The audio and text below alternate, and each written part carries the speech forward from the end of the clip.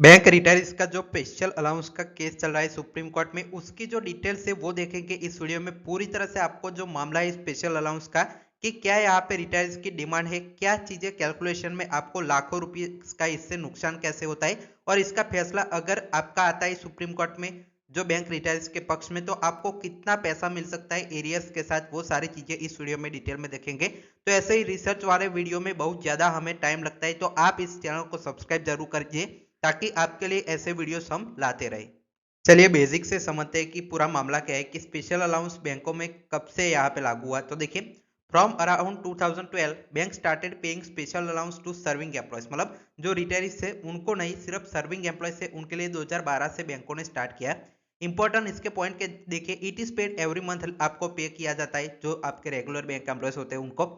It is same for everyone in that skill, it is not link to performance, it is continuous till retirement, मतलब जब तक retirement होती है तब तक ये कंटिन्यू रहता है। That's why retiree says if it is paid regularly like basic pay, it should be counted for pension, मतलब आप बेसिक पे की तरह ए अलाउंस आपका रिटायरमेंट तक दे रहे हैं, तो पेंशन पे भी इसका जो इफेक्ट है वो आना चाहिए, आपने जो 2012 से इंट्रोड्यूस किया है वो। तो ये मेन आपकी डिमांड है। अब चलिए इसकी डिटेल्स देखते हैं।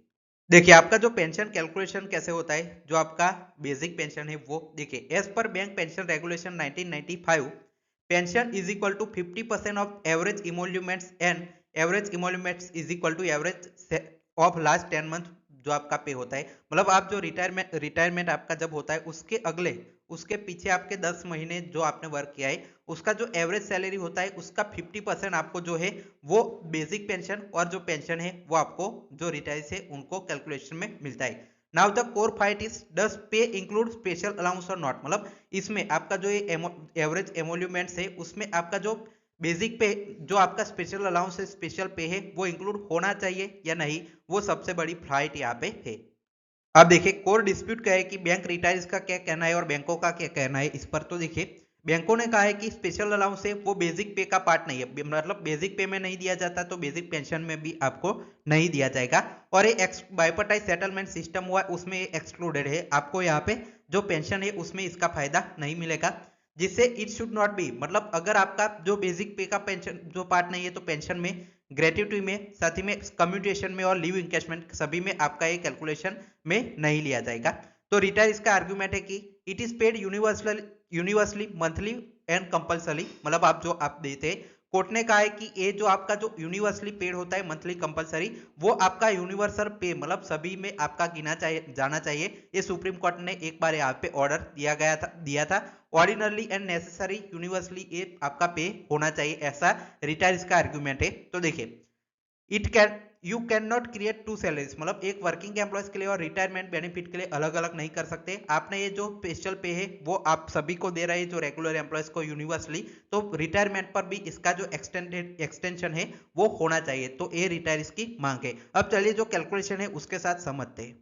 अब चलिए जो विदाउट स्पेशल पे आपका अलाउंस के बिना कितनी सैलरी मिलती है वो कैलकुलेशन सबसे पहले देखते हैं। तो लास्ट 10 मंथ की हम जो आपकी एवरेज सैलरी है वो 60,000 बेसिक पे आप मान के चलते हैं, और आपका डीए है वो 45% सपोज हम मानते हैं, स्पेशल अलाउंस यहाँ पे इग्नोर किया गया है, तो एवरेज आपका लास्ट 10 मंथ का 60,000 हो रहा है। तो पेंशन 50%, मतलब पेंशन क्या है कि 50% ऑफ जो आपकी लास्ट बेसिक पे होती है उसका मिलता है। तो यहाँ पे 30,000 पर मंथ आपका जो पेंशन है वो बनता है विदाउट स्पेशल अलाउंस। अब स्पेशल अलाउंस के साथ कितना बनता है वो देखते हैं।